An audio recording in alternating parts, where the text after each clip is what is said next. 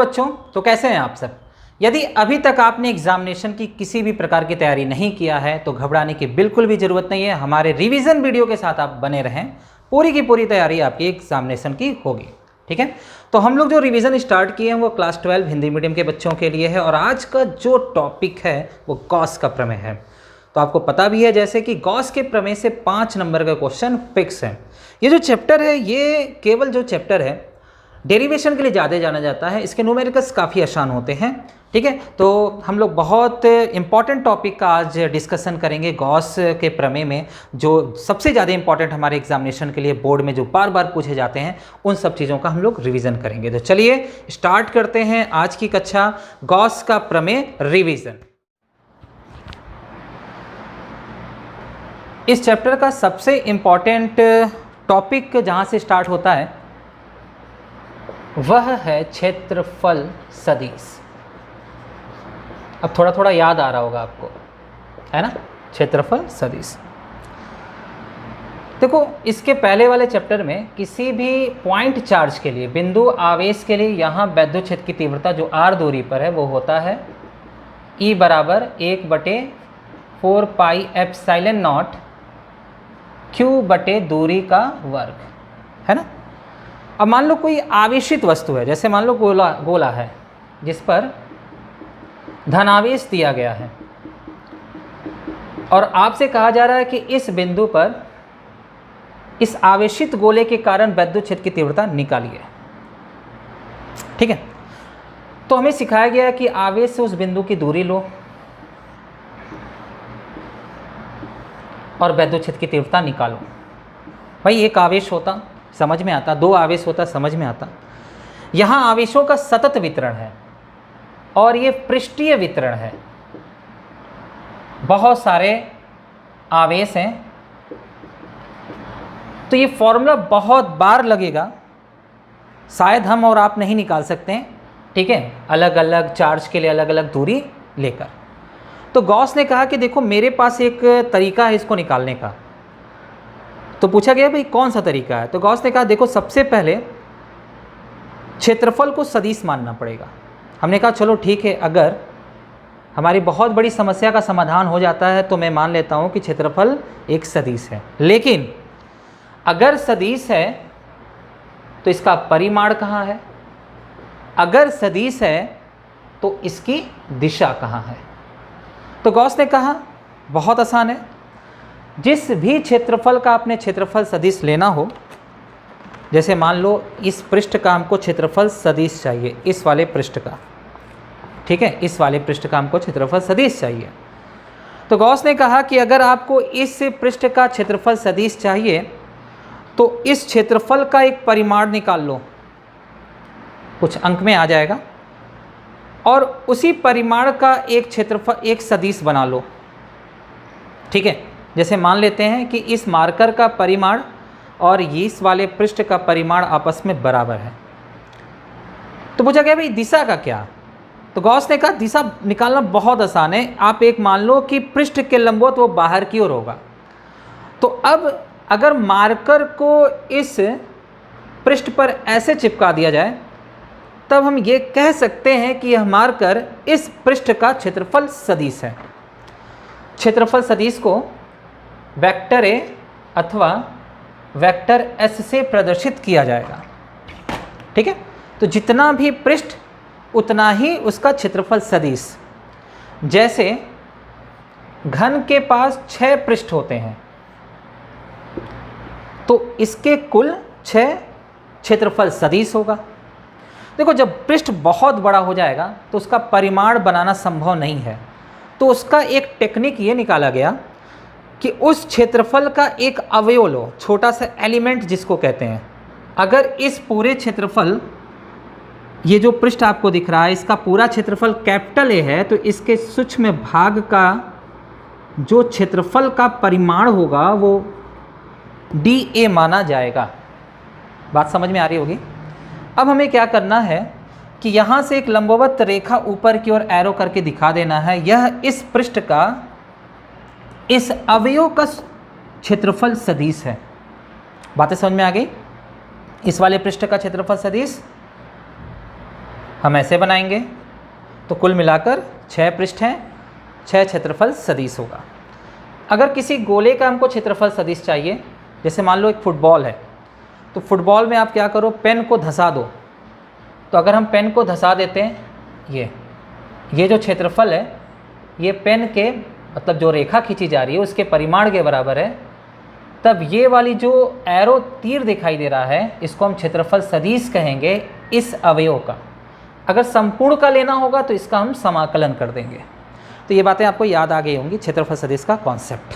ठीक है, परिभाषा बहुत आसान है इसका। वैसे तो परिभाषा कभी पूछा नहीं है, अगर लिखना भी हो तो क्या लिख सकते हैं कि किसी भी पृष्ठ के साथ एक सदिश जुड़ा होता है जिसका परिमाण दिए गए पृष्ठ के क्षेत्रफल के बराबर और दिशा लंबवत बाहर की ओर होती है। ठीक है, तो ये कॉन्सेप्ट आपको समझ में आ गया। बेटा इस चैप्टर का जो दूसरा सबसे बड़ा इम्पॉर्टेंट हेडिंग है वह है वैद्युत फ्लक्स।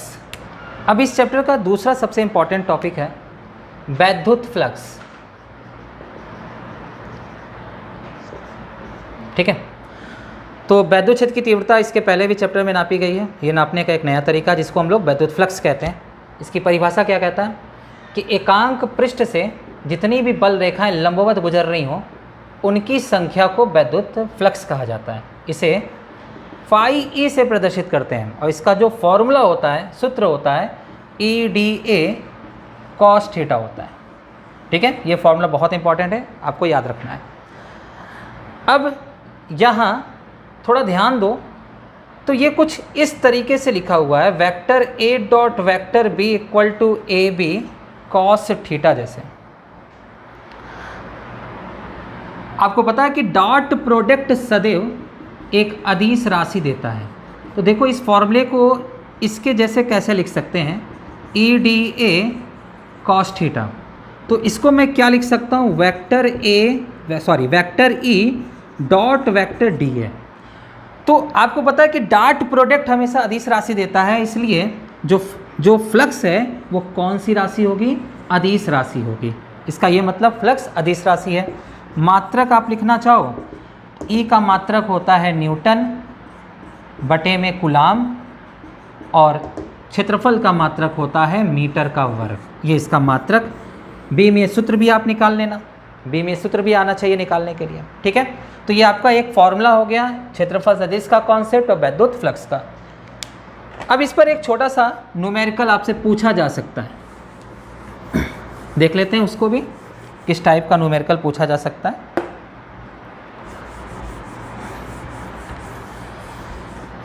देखिए क्वेश्चन में ये है वेक्टर E बराबर 2i cap plus 3j cap plus 4k cap और d phi equal to 2i cap plus 3j cap plus 5k cap. तो आपको निकालना है वैद्युत फ्लक्स। तो आपको पता है ये डॉट प्रोडक्ट है, तो dot product vector E dot vector D है। वेक्टर E की value 2i cap plus 3j cap plus 4k cap ये हो जाएगा और डॉट यहाँ लगा लेते हैं, यहाँ लगा लेते हैं। ठीक है, और ये हो जाएगा आपका क्या, 2i cap plus 3j cap plus 5k cap. तो डॉट प्रोडक्ट वेक्टर में जब आप पढ़ रहे थे तो वहाँ समझाया गया था कि i डॉट i 1 होता है, जबकि i डॉट j या i डॉट k वो 0 के बराबर होता है। ठीक है, तो इसमें हमें करना क्या है, तो i का i में मल्टीप्लाई करेंगे, डॉट प्रोडक्ट बनाएंगे। तो vector E dot vector D है, डॉट प्रोडक्ट बनाइए तो ये हो जाएगा 2 और 2 का 2 में 2 गुणा 4 i dot i plus 9 j dot j cap plus 4 गुणे 5 20 k डॉट k। इसके अलावा जितना भी टर्म्स होगा, जितना भी पद होगा वो सब 0 हो जाएगा। i डॉट i 1 होगा, j डॉट j भी 1 होगा, k डॉट k भी 1 होगा। तो इसका जो आंसर आया, ठीक है, इसको हम लोग फाई ई लिख सकते हैं, फाई ई। इसका जो आंसर आया फाई ई बराबर, तो ये 24, 20 4 24 और 24 और 9 33 मात्रक यहाँ पर है न्यूटन प्रति कूलाम इंटू मीटर स्क्वायर। छोटा सा एक न्यूमेरिकल इस क्वेश्चन पर पूछा जा सकता है। ठीक है, अब जो इसके आगे की हम बात करते हैं, वैद्युत फ्लक्स के आगे की बात करते हैं। अब हमारा अगला जो टॉपिक है गॉसियन पृष्ठ है। आपको याद आना शुरू हो गया होगा, गॉसियन पृष्ठ काल्पनिक पृष्ठ होता है। इस गॉसियन पृष्ठ की आवश्यकता क्यों पड़ी, समझते हैं इसको। मान लेते हैं हमारे पास एक 100 वाट का बल्ब है, एक 200 वाट का बल्ब है। इन बल्बों की चमक की सही पहचान कहाँ हो पाएगी? यदि इन बल्बों को खुले मैदान में आप लगा देंगे तो शायद इनकी सही पहचान, चमक की सही पहचान नहीं हो पाएगी। इनकी चमक की सही पहचान किसी बंद कमरे में होगी।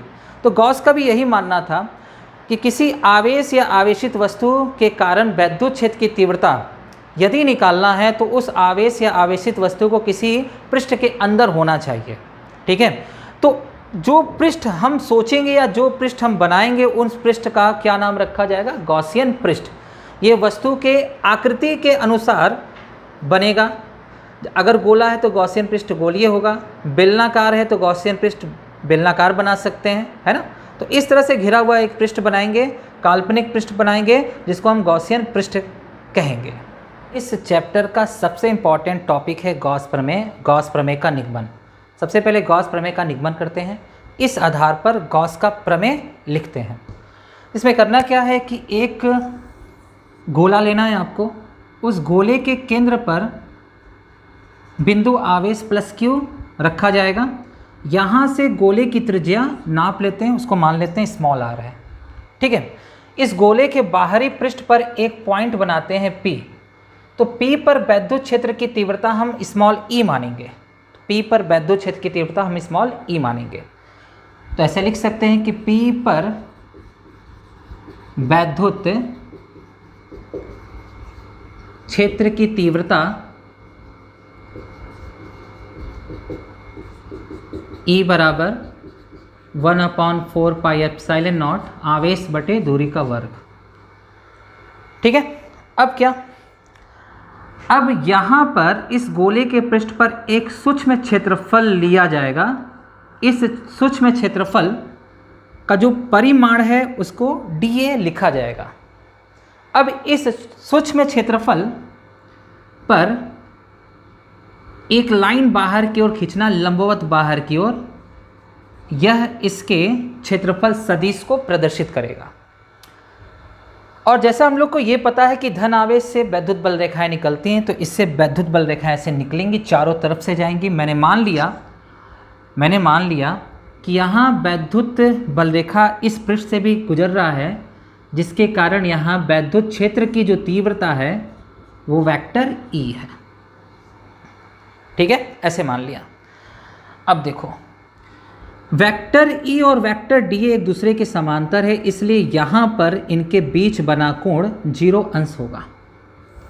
अब करना क्या हम लोग को?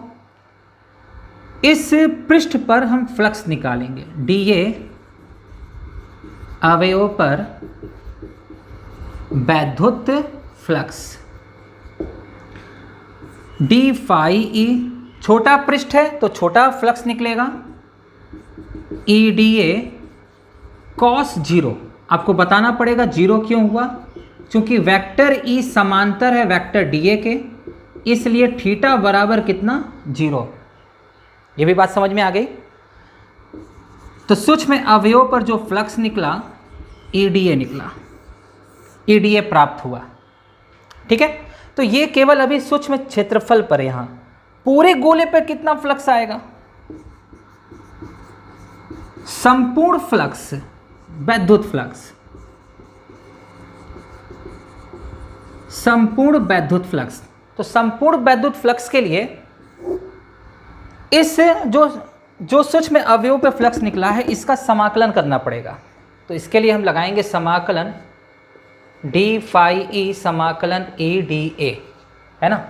अब देखो, हर पॉइंट पर यहाँ कहीं भी आपको कहीं भी पॉइंट बना लो, तो इस केंद्र से इसकी जो दूरी होगी स्मॉल r होगी, इस कारण हर बिंदु पर विद्युत क्षेत्र की तीव्रता नियत है।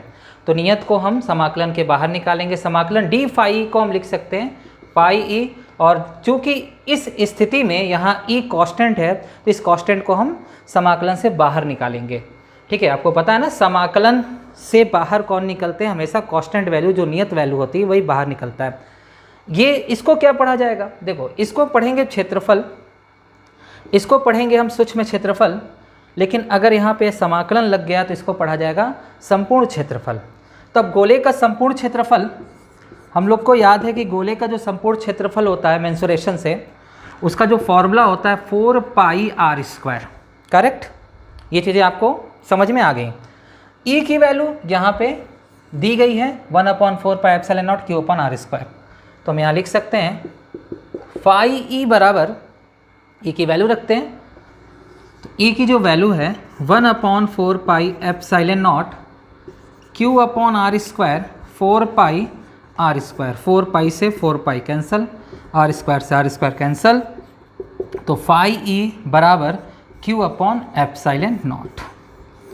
ये गॉस प्रमेय का निगमन हो गया। ठीक है, अब निगमन के बाद अगर हमको प्रमेय लिखना हो तो इस आधार पे हम लिख सकते हैं, याद करने की कोई भी आवश्यकता नहीं है।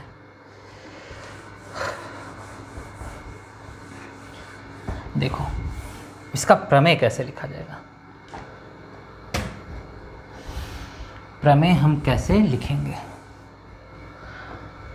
अब यहाँ ध्यान देना आप लोग। तो जो हमारा रिजल्ट आया है फाई ई क्यू बटे एप्सिलॉन नॉट है, इसको आप ऐसे भी लिख सकते हैं फाई ई बराबर क्यू गुणा 1 बटे एप्सिलॉन नॉट। तो देखो बच्चों, ये जो आवेश है ये पूरा जो पृष्ठ बना है इस पृष्ठ से घिरा हुआ है, तो इसका नाम होगा घिरा हुआ आवेश। ठीक है, और ये है बंद पृष्ठ, बंद पृष्ठ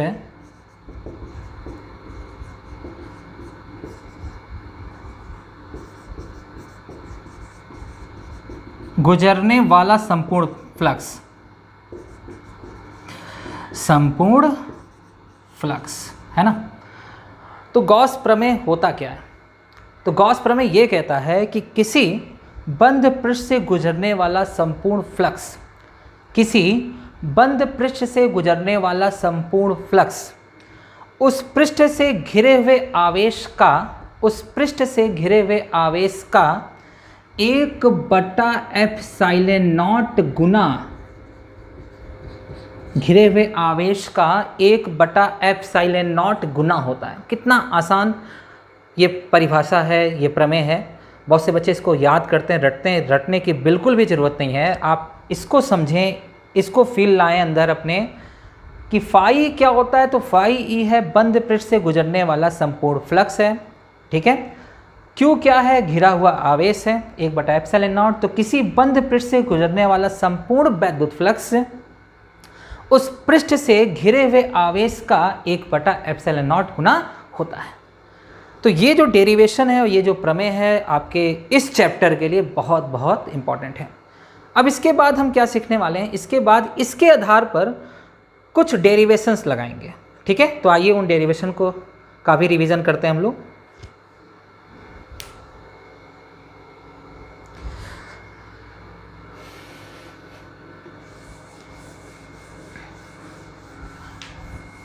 चलो बच्चों, जो नेक्स्ट टॉपिक का हम लोग को रिवीजन करना है उसमें एक अनंत लंबाई का चालक तार दिया गया है जिसके कारण वैद्युत क्षेत्र की तीव्रता की गणना करनी है।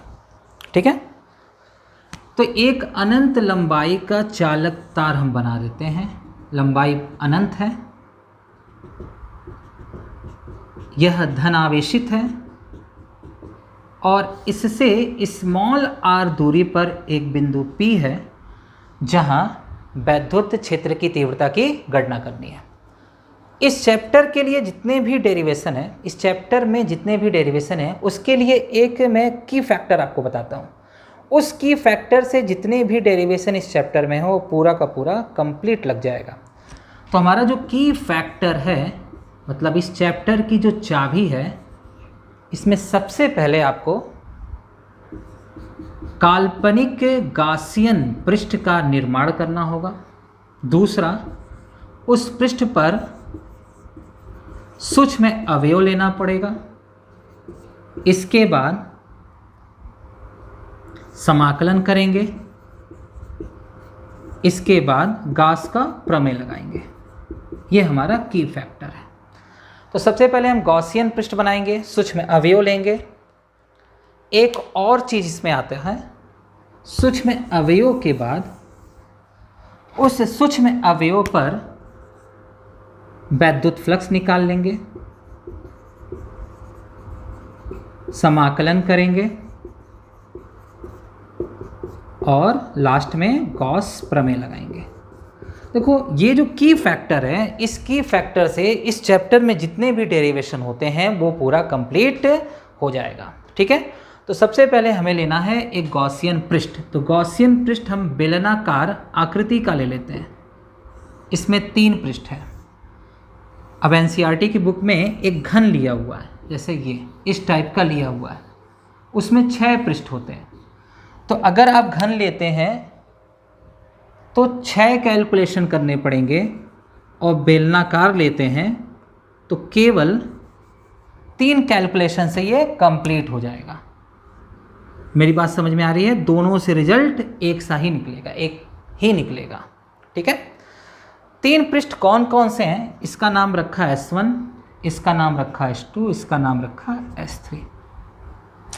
अनंत लंबाई का चालक तार है। वैद्युत बल रेखाएं किस प्रकार से इसमें सोचनी है? आपने देखा होगा एक कंघा होता है, गोल वाला कंघा।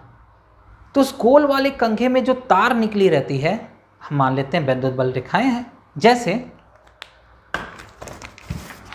मेरे पास एक पृष्ठ है, पेज है एक, ठीक है।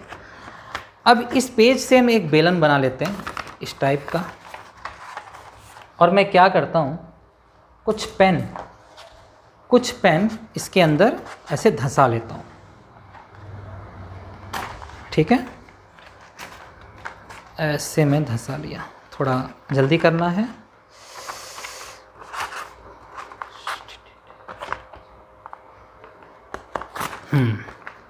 तो शायद कैमरे में पता नहीं दिख रहा होगा कि नहीं दिख रहा होगा। ये चीज़, एक और कॉन्सेप्ट क्लियर होगा आपका। ठीक है, तो देखो ये बेलन हो गया। इस बेलन को हम गॉसियन पृष्ठ कहते हैं। इसमें 3 पृष्ठ हैं, एक ये वाला, एक ऊपर, एक नीचे।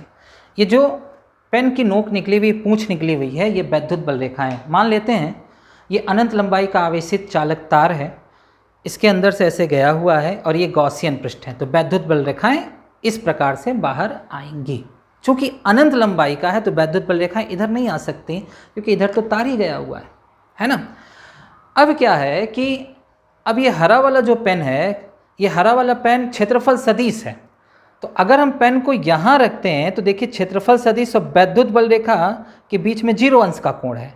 यहाँ रखते हैं तो 0 अंश का कोण आएगा, इस पेन के साथ भी 0 अंश आएगा।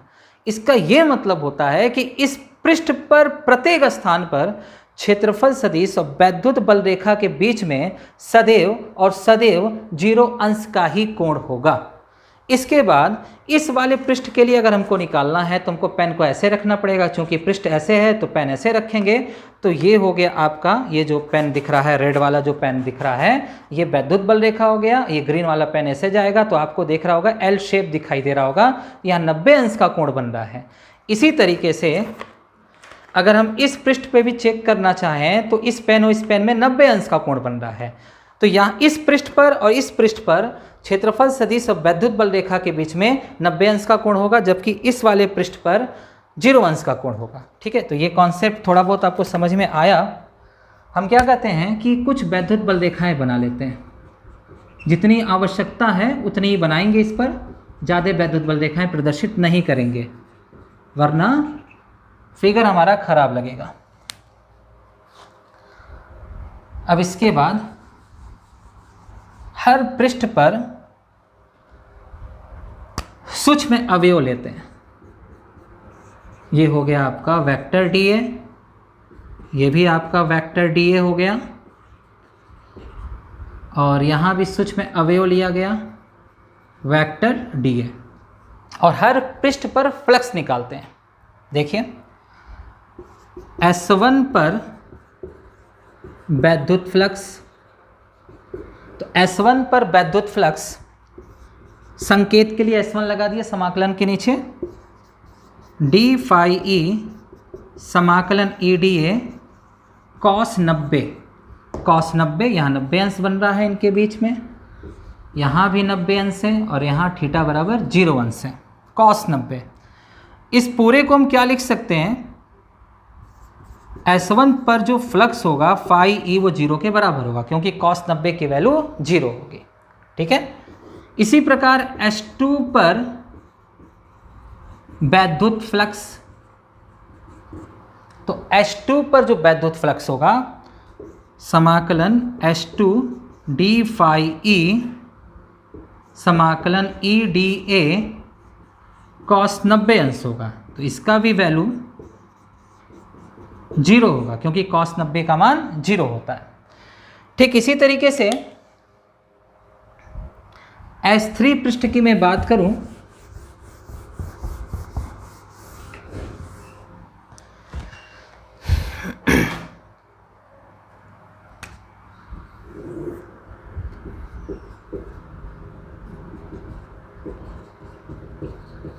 वैद्युत फ्लक्स निकालते हैं, वैद्युत फ्लक्स समाकलन S3 डी फाई ई समाकलन ई डी ए कॉस 0 अंश होगा, तो S3 डी फाई ई बराबर ई समाकलन डी ए। ठीक है, तो 3 पृष्ठ 3 बार गणना कर दिया गया। अब इसके बाद हमें संपूर्ण फ्लक्स निकालना है। ठीक है, तो ये एक स्टेटमेंट मैंने लिखा हुआ है, तो आप वीडियो को स्टॉप करके लिख सकते हैं, मैं इसको रफ कर रहा हूँ। अब संपूर्ण फ्लक्स कैसे निकलेगा, तो संपूर्ण फ्लक्स इसको हम ऐसे रिंग लगा देंगे, है ना। रिंग का मतलब है हो गया क्लोज लूप, बंद आकृति के लिए समाकलन किया जा रहा है। S1 पर फ्लक्स, S2 पर फ्लक्स, S3 पर फ्लक्स। अब इसके बाद सबकी वैल्यू रखते हैं। अब इसे हम फाई ई लिख सकते हैं। S1 पर फ्लक्स कितना आया 0, S2 पर फ्लक्स कितना आया 0, S3 पर कितना आया है, S3 पर E समाकलन डी है। ठीक है, अब ये मान लेते हैं कि इस बेलन की लंबाई स्मॉल l है, तो जो बेलन का पृष्ठ होता है, वक्रीय पृष्ठ होता है, उसका क्षेत्रफल आप जानते हैं कितना होगा, उसका फॉर्मूला आप 10th में पढ़े होंगे, 2 पाई r h, चूँकि h ना लेके l लिया गया है तो l। तो जो हमारा की फैक्टर था, की फैक्टर के लास्ट में आ गए, लास्ट में की फैक्टर में बताया गया था कि अब आपको गॉस प्रमेय लगाना है, तो हम यहाँ गॉस प्रमेय लगाएंगे, Q बटे epsilon not E 2 pi r l। Correct. थोड़ा सा और देखिए, थोड़ा सा और है यहाँ पर, देख लेते हैं। थोड़ा सा इसको सिस्टमैटिक करते हैं। सिस्टमैटिक करेंगे तो E बराबर आएगा 1/2 पाई एप्सिलॉन नॉट, ठीक है, Q बटे R L। ये हमारा एक आंसर निकल के आता है। अच्छा, आपको पता है कि चालक तार जो लिया गया था उसके पास एक लंबाई थी, और लंबाई पर जो आवेश का वितरण होता है वो रेखीय आवेश वितरण होता है। ठीक है, रेखीय आवेश वितरण के बारे में जानकारी चाहिए तो आप रिवीजन के पहले वीडियो में जाएं, वहाँ रेखीय आवेश के वितरण के बारे में आपको बताया गया। तो मैं लिख सकता हूँ रेखीय आवेश वितरण लैम्डा बराबर Q बटे L। तो Q बराबर क्या हो सकता है, इसका इधर मल्टीप्लाई कर दो तो लैम्डा L। अब Q की वैल्यू इस फॉर्मूले में रखते हैं, तो 1/2 pi epsilon not lambda L बटे आर एल से L कैंसल, तो E 1/2 pi epsilon not lambda बटे आर। आपने देखा कि लास्ट में बेलन की लंबाई कट गई है, तो इसका ये मतलब होता है जो काल्पनिक गॉसियन पृष्ठ आपने माना था वो आप बहुत बड़ी लंबाई का भी मान सकते हैं, 2L 3L कुछ भी मानेंगे, इससे फर्क नहीं पड़ने वाला वैद्युत क्षेत्र की तीव्रता पर। तो वैद्युत क्षेत्र की तीव्रता एक अनंत लंबाई के चालक तार के लिए केवल दो बातों पर निर्भर करती है। पहली बात, उस तार पर रेखीय आवेश वितरण किस प्रकार का किया गया है, अर्थात E directly proportional to the lambda होगा और E inversely proportional to the distance होगा, यानी दूरी होगा। लैम्डा बढ़ेगा तो E बढ़ेगा, दूरी घटेगा तो E बढ़ेगा, दूरी बढ़ेगा तो E घटेगा। ठीक है, तो ये डेरिवेशन आपके लिए बहुत बहुत बहुत इंपॉर्टेंट है। ठीक, अब इसको नोट कर लो एक बार आप लोग।